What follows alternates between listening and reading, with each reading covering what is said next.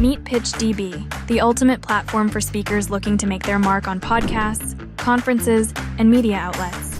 PitchDB provides access to over 3 million platforms, ensuring you find the perfect avenue for your message.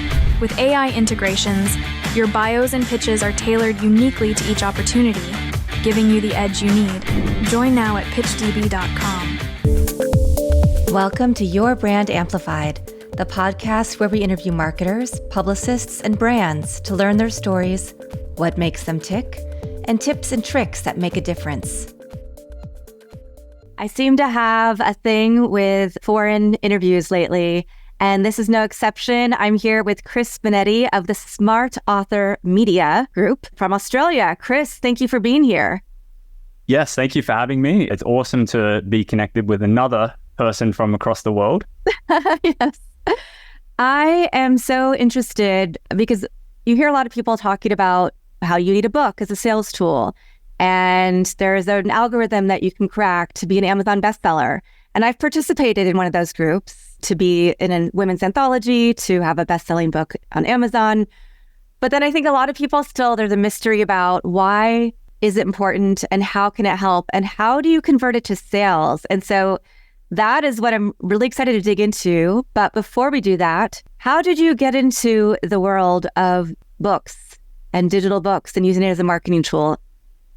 So way back in 2016, 2015, I was actually working in a mining industry in Australia. Wow. And yeah, I was a qualified mechanical fitter and we used to do breakdown maintenance, a lot of problem solving. So if you imagine a big iron ore plant, we would literally dig up these iron ores from the ground, put them through crushers to make these big rocks, smaller rocks, and then continue to further process that stuff. We were basically in charge of operating that plant to make sure that all the things that refined big rock to small rock to actual end iron product basically ran smoothly. And then when something did go wrong, we were there to go, cool, like let's drop everything and fix the problem and problem solve what's wrong and how we can get it up and going. Anyway, that was a crappy industry to work in, as you could imagine. Very dirty, every single day, head to toe brown in my high-vis uniform. But what it gave me was a lot of good problem solving skills and a desire for more. So I was getting paid very well in that industry. And I just knew that like everyone was there to work a job, and there was, you know, a lot of older people there that had worked in that industry for their whole lives.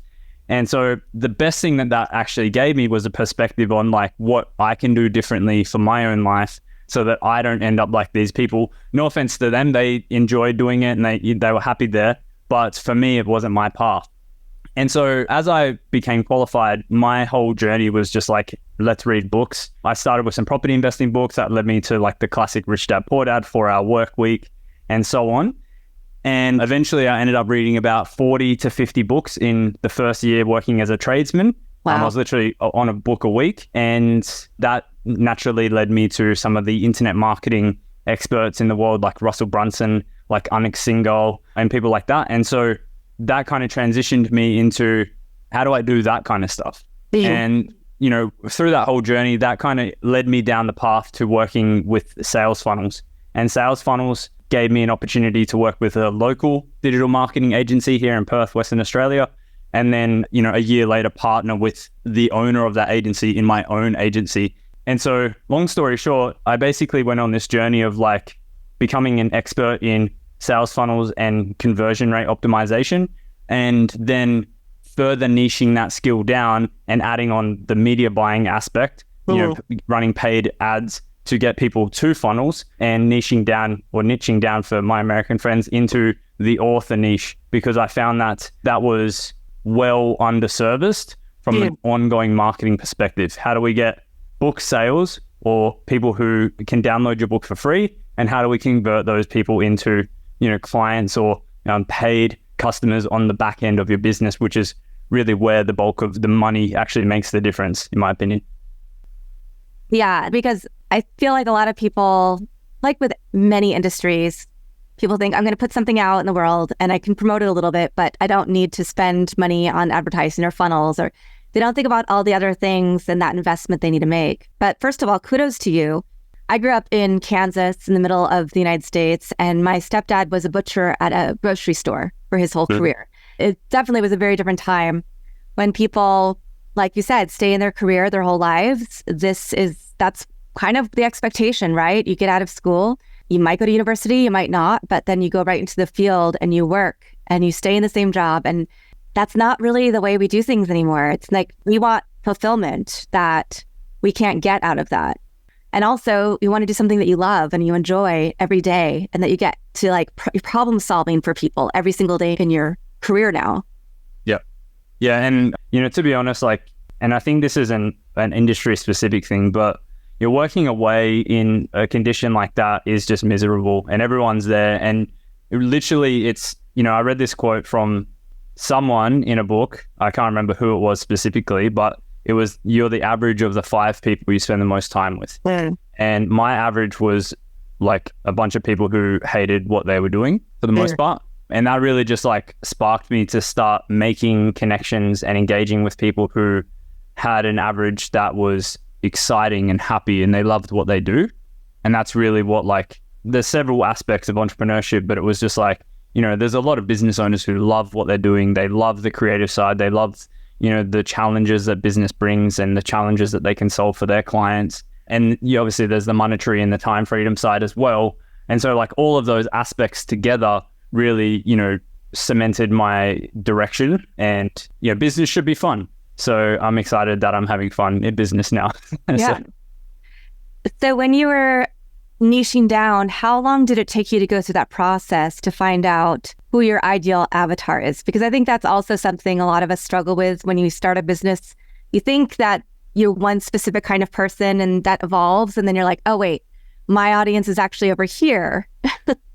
Yeah, it's exactly nail on the head there. For me, it was I took on any authors, nonfiction, fiction, business owner, non-business owner. If you wanted to sell books, I would work with you.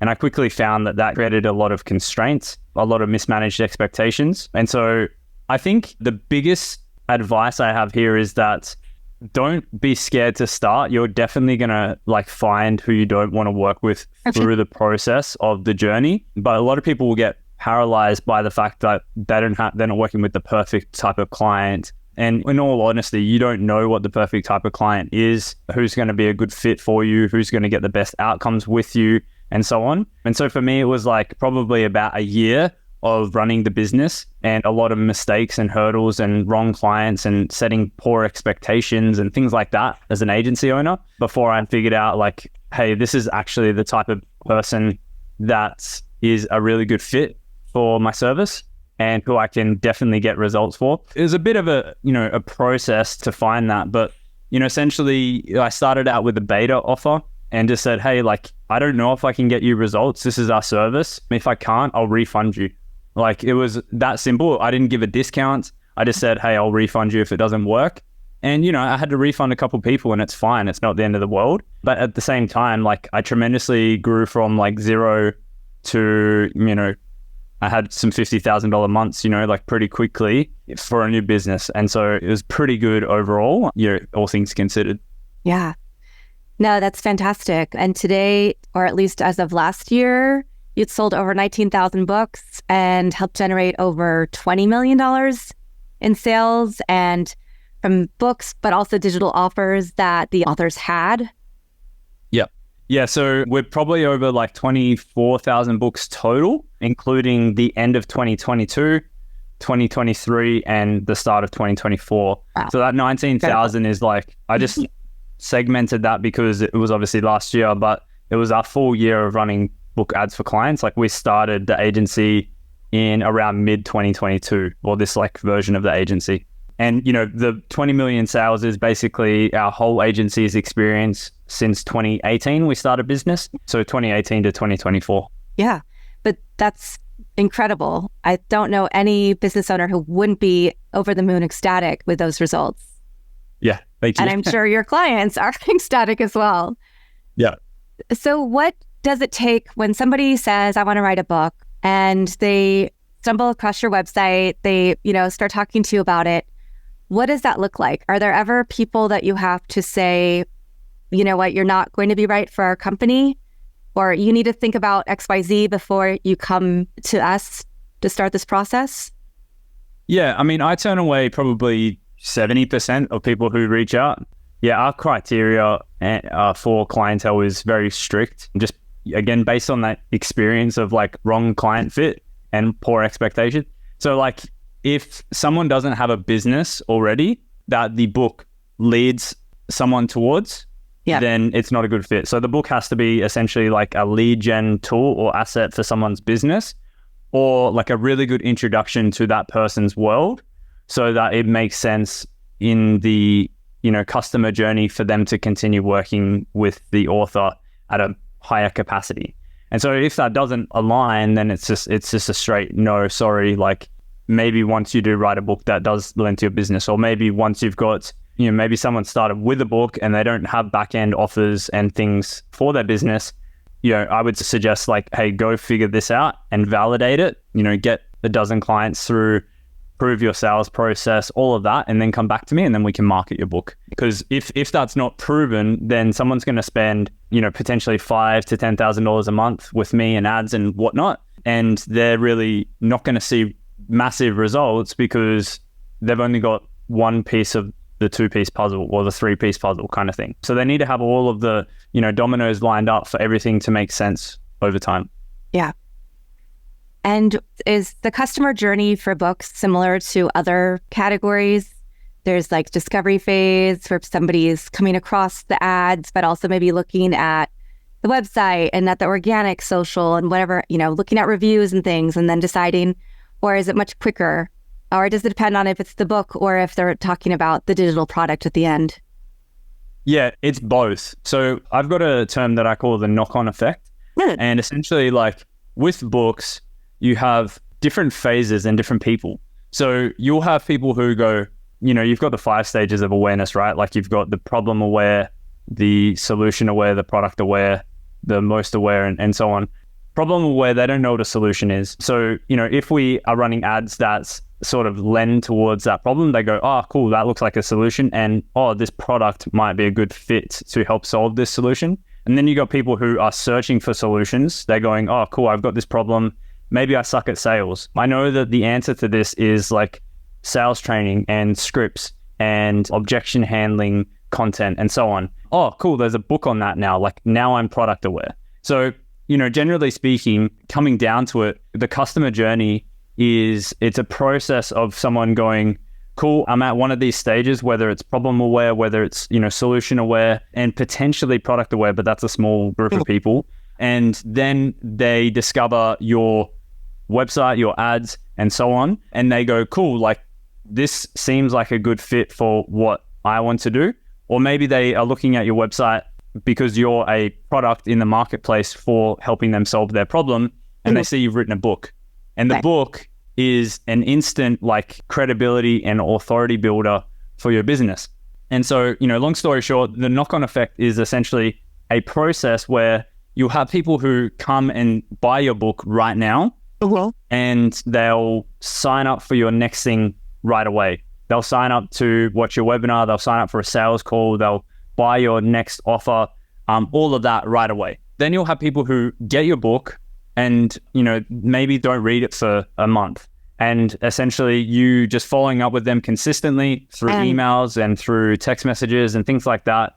They go, oh, like, I haven't read the book yet, but I'm pretty keen on what you're talking about and, getting your help to solve my problems. And then later in the track, you'll have people who actually do read your book, maybe 6 months down the track. They've got your book on their bookshelf. It's like a constant, reminder for them to pick up and solve this problem. And they just go through, a whole range of things in life and business and, they just forget and then they come back to it. And then they read your book and they're like, oh, wow, I would love to work with Chris. And so the knock-on effect is like you'll have people today, you'll have people in a month's time, you'll have people in 12 months time or longer, come back and want to work with you because you've written a good book. It makes sense to have someone go from your book to working with you in a higher capacity in your business.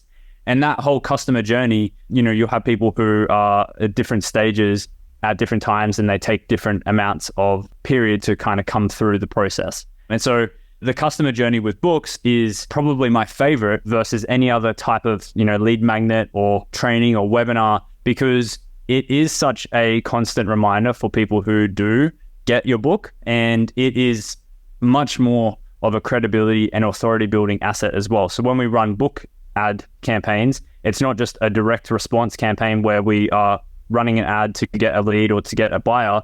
It's actually a brand building campaign. It's an authority building campaign because you have a book, and if someone else in your niche or industry doesn't have a book, then you're much more credible than they are. Yeah. And I love the way that you discuss that, because then there's always somebody waiting for the next stage of the funnel. So it's not like everybody comes in at once and then they're in or they're out. Like there's constant flow. So that's really important, I think, when people are thinking about how are you going to keep your business going, or how am I going to keep promoting what I'm doing? Now, when you work with people, is it important still in your mind, or what you've seen with your expertise, that people are an Amazon bestseller or, whatever other platform, or is that not as important? Yeah, I think it's vanity metrics at the end of the day. The leverage that we'll have is this best-selling book reveals XYZ secret, we can use it in copy at that point. Yeah. But yeah, like sometimes we'll use it as ads as well, like we'll have a screenshot of the Amazon bestseller. It's pretty easy to achieve, to be honest. Most people will just like reduce their book price to 99 cents and then do a local, to their audience. They'll do a promotion and just say, hey, for the next 2 days, my book's 99 cents, or to their email list or whatever. Right. And you'll pretty easily be able to like sell enough copies if you have an audience to become bestseller. So there you go. There's a bestseller campaign for you.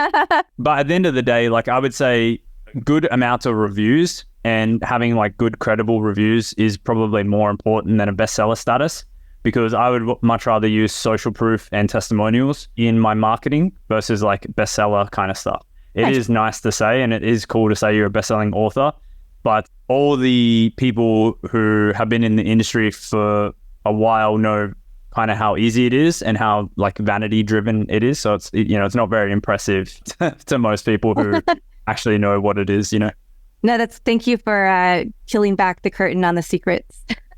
Sure. So I do think it's important for people to, depending on what approach they want to take, if they're going to write a book, to have all of the information so they can make really informed decisions about where they're going to spend their money. Are they going to spend it with a company that says they'll get them the bestseller, or are they going to spend it on a company that's going to promote it to the right audience using digital advertising or other methods, right? Yeah, for sure. And there's different stages of bestseller as well. Like Amazon's obviously the easy one. You can probably DIY Amazon, but then you've got like the Wall Street Journals, the USA Today, and the New York Times. All of those are like very challenging to achieve. And if you did like want to achieve that, people charge like $40,000 to $100,000, to get on those lists, to actually achieve that as a campaign. Oh my gosh. So, 40 to 100 grand on ads is probably going to get you more results that are tangible in your business, in my opinion, versus like it's a really cool bestseller status to have. That is actually a glorified status, like a good status to have. But at the same time, like I would rather use that money towards direct response marketing and like actually getting leads and clients for your business. Yeah. Well, and that leads me perfectly to my next question, which was, what does a campaign look like? So you have spoken to somebody, you've said, yes, we're going to work with you. What are the other steps in that process to get them ready to go to market? And then how long does a campaign usually last? Yeah, so the steps, like we would first identify what type of campaign we wanted to run. So we actually do Amazon advertising and, Facebook, Instagram advertising, which is like Meta Suite. And so the two differentiation points of those services is that when you run ads on Amazon, you don't get contact data, you just sell books. And so you have to have really good call to actions inside your book to lead people towards resources or towards other offers that you have so that you can get a lead from your book. But that obviously does leave the action to them. And so it can be good if your book's written well and people actually do want to reach out to you, but it can also be a hindrance at the same time. Now, the benefits to Amazon is that you can sell good volume and have it be relatively cheap. And it's quite easy to run that kind of campaign. Like we're currently doing Ryan Dice's new book, the Get Scalable book on Amazon with Amazon ads. And like we are absolutely crushed. Like we're not even spending much money, and we're getting 50 books a week sold at the moment. So like 200 a month, and it's like very low ad spend. And so like that kind of volume on Facebook and Instagram actually will probably cost like 2 to 3 times more person to come through. But the benefits of the Facebook and Instagram ads is that you can implement a sales funnel, meaning that when someone buys your book, they come through and they might also buy other offers that you have right away. Okay. And that actually decreases the amount of money you spend to get someone to buy your book in the first place. Wow. And so what that is called, through the funnel is an average order value. So if I come through and I buy your book and then I buy your audio book and then maybe a course and something else, all of a sudden that person might spend $50 with you instead of just buying your book at $20 or $10 or whatever it is. And so now you can essentially spend $50 to have someone buy your book in the first place because your average order value is $50. So it basically cancels out each other. You're not actually spending any money, technically speaking, to have someone buy your book. It's $0 to get someone to buy your book. And that's really the benefit of the Facebook and Instagram ads. I'll just call it Meta Suite from now on. But that's the benefit of Meta, because you can implement a sales funnel. And then you also get that contact data. You also have, if someone buys something with you, they're 7 times more likely to buy something else with you in the future. Essentially, you're now a trusted provider for them. And it also gives you the opportunity and potential for you to give more value to them. So if they buy multiple things with you, you can deliver that in any way that you want. If they're buying a physical book from you, you can send that in a nice envelope. It's not just from Amazon. You can put little pamphlets in there. You can put other things in there as well that are undisclosed. And you can really like create any offer that you want. It's not just like, I'm buying a book. It's like, you can get my book, plus I'm also going to give you access to this free course or these tools and templates and, all these other additional bonuses that come alongside the book. And that really, helps to cement the value in their minds. And if they are just buying a book and they're getting all this other stuff that's valuable, then it starts to make them think, I wonder what Chris's high ticket thing includes. If this is so awesome, I wonder what, the higher price thing is actually going to be like. And so it actually really helps to help them imagine what working with you at more capacity looks like. So whilst the Meta Suite ads and a little bit more expansive and a bit harder to set up and manage, there's much more work that goes into those campaigns. They are definitely like my preferred campaign. Now, going back to the beginning of like what it looks like to actually run those campaigns, I would first identify if you had a book sales funnel in place. And if you didn't, then we would have to obviously build that first. And that's typically like a 3 to 4 week timeline, but we do everything in-house. So we will do all your sales copy, we'll build out help you identify and build out your offers for the funnel. And we'll build out all like the design and the development of those pages, or the email follow-up, the technical integration, basically everything.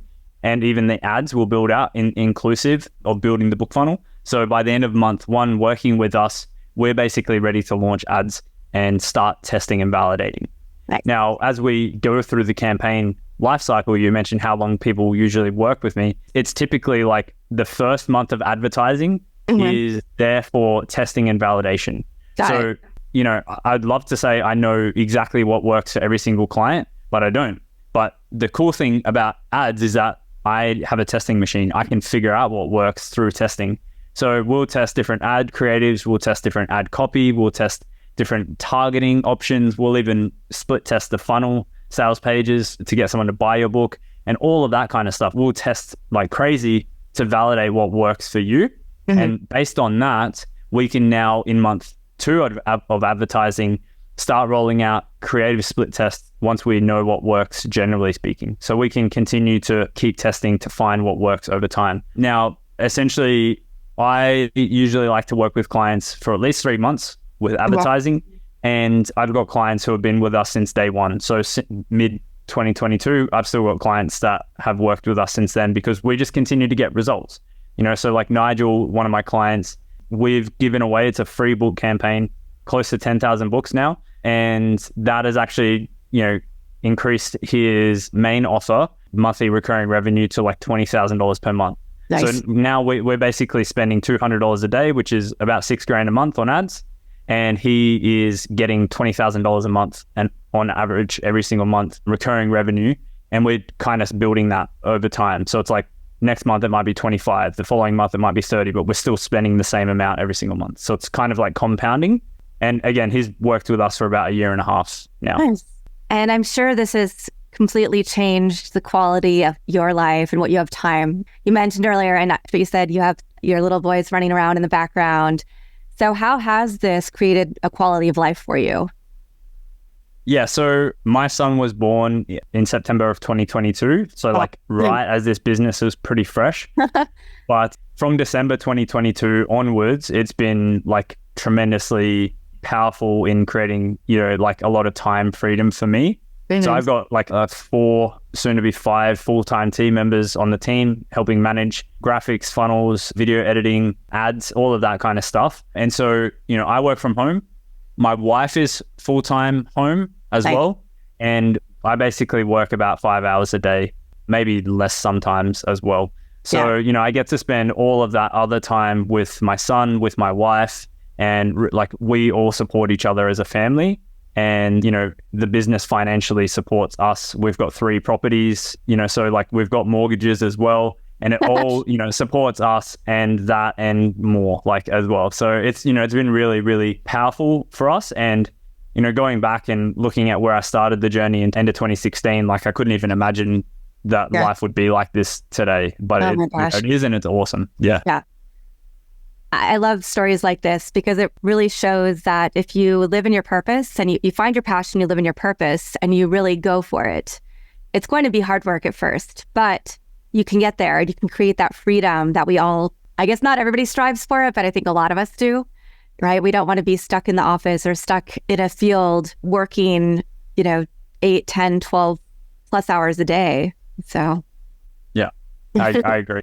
And, it's not like it wasn't a slog in certain periods as well. I don't want to glorify business at all, but, I think all of us have like the ebb and flow of business. Some periods are like crazy. And definitely when we're starting out, we feel like we need to work a lot. Probably for like 2018 and 2019, I worked way too much. But it was really just like identifying what worked for me and my relationship as well, so that we didn't create a lot of constraints, and just working through that so that I became a better husband, a better business owner, a better father. And, I think, again, like one of the messages before was everyone wants it to be perfect before they go. It's like, it's never going to be perfect. It's all a work in progress, but you'll figure it out along the journey and you'll find what works for you.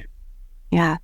So if somebody wants to start on their book journey, they have an idea, they haven't written it yet, do you recommend that they write it themselves, that they get a ghostwriter or somebody to help them? Or I know sometimes I've heard people go on like Upwork or one of those websites, or they hire a whole team of people and spend a lot of money writing that book. What do you recommend as that first step to even start the process of writing? Yeah, so you can try and DIY. There's essentially different levels here. Yeah. There's books on writing books. There's a 100-page book. That's the book title. There's definitely lots of different books on writing books, and you can explore those options. That'll be the cheapest way for you to get started and understanding what structure you need to put into place, and then the process of things as well. There's other books, one called Publish, Promote, Profit as an example. So there's heaps of different books out there that can help you get started. Then you've got memberships that essentially are like monthly recurring memberships that help you write books. So they've got essentially trainings and services based around helping you write and publish and promote your book as well.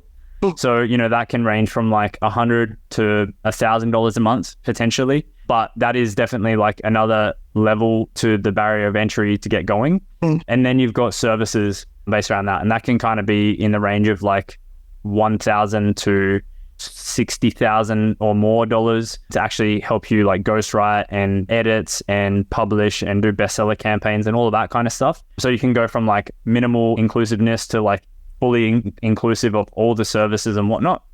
So there's, it depends on your budget, and it depends on what your timeline is. Like obviously if your timeline is shorter, then you want the most help you can get. You can pay more to shorten the time frame of actually getting it done. If you want to pay less, then it potentially might take more time because there's going to be more of you doing it. What I would avoid is using Upworks and things like that, because you're just going to have a low quality of entry. Now, there is a tool that's new called Movable Type. by Sean Vossler, who's an experienced copywriter. He wrote the book on copywriting, or one of them. And I've got it there. It's called 7-Figure Marketing Copy. And this is a big print, but you can see it's like a beast of a book. Yeah. Anyway, so that software is like $2,500 a year, but you can basically utilize AI and his book writing structure to fully develop books, and he gives you credit. So you can actually write several books if you wanted to, utilizing AI. Now, I would say that there's a lot of editing potentially that goes into it, obviously cover design and things like that as well, and publishing. So there is some unknown aspects still that you'd need to figure out and work out. But that, if you want a quick solution that is utilizing AI, like everyone wants to utilize AI these days to automate things, then that is a potential good option. The one thing I would recommend against is, Upwork, but then also just trying to figure everything out by yourself. Like, you'll probably have no direction. You'll probably take 3-5 years to write your book, and you'll probably hate the process. Yeah. And then my last question before we start wrapping up is there a minimum ad spend somebody should think about in order to have success with book advertising and using the smart author model? On Amazon, you can get away with like a lower budget because there's really less testing that needs to go into it. So you could advertise your book for $5 or $10 a day on the low end and still see some results. On Facebook, the biggest thing with Facebook is like, you need to test and figure out what works. And unfortunately, testing takes money and budget for ads. And if you don't give ads enough budget, then testing takes a long time. So like that month of testing that I mentioned, testing and validation, if we are on a $20 a day budget, that's probably going to take like 3 months of testing. So it's like what my clients usually start on is $100 a day, which is probably expensive for some people, but definitely like at least 50 if you were to like follow my process, so that I could split test at least 2 ads on $25 a day each kind of thing. But, if you were DIYing it, you're okay with it taking a little bit longer. Like, you could probably spend a minimum of $20 a day, maybe 2 ads on $10 each, but you would have to probably have a bit more of a niche book, something that's a little bit more targeted versus like a broader book. With broader stuff, you want a little bit more budget to test a little bit more, generally speaking. Yeah. Fantastic. Well, you've given us so much to think about, so I really appreciate it. I love your story and how you created this life for yourself and this life of service to others and helping them really get seen, heard, and validated in the way that they want to with their books and their businesses. Chris, do you have a favorite quote, mantra, family motto, some words that you live by? My favorite quote is probably, whether you think you're right or wrong, you're right. So whether you think you can do something or can't do something, it's like, that's true, Yeah. So it's up to you on what you determine is going to be something that is right for you, Yeah. So it's all in your mind, and everything in the world is figure outable. So don't be afraid to do that. Nice. Yeah. And what would you like people to do? Do you have a special offer, or do you want them just to go to your website to learn more about your process? Yeah, definitely. If you want to chat and see if like we're a good fit to work together, or even just get some marketing advice for your book, you can head to smartauthormedia.com/chat, CHAT. And we've also got some tools that you could leverage as well, just based around book funnels. So, I've got a cheat sheet for writing book funnel copywriting. I've got a projection calculator spreadsheet as well. So like, if you have a book and you want to run some numbers on running ads and what your back-end offers are and things like that, this will basically tell you if, hey, the amount of ads that you're potentially wanting to run is going to be profitable for you or not. And then we've also got an email follow-up template, someone who buys your book, essentially a series of emails to follow them up with. And that's at smartauthormedia.com/tools/book-funnel, which is a mouthful. But it's basically a suite of tools that you can leverage to build your book funnel and follow up, and then also project if ads are going to work for you or not. Fantastic. Well, thank you for providing so many resources to us today. I really appreciate you getting up early to do this interview of the time difference. So Chris Benetti of Smart Author Media, thank you for being here. And thank you to our audience for watching and listening to this episode of Your Brand Amplified. And I'll be back again in a few days with another amazing expert to share their best tips and tricks with you. Want more? Check out amplifywithannika.com or follow me on socials at amplifywithannika.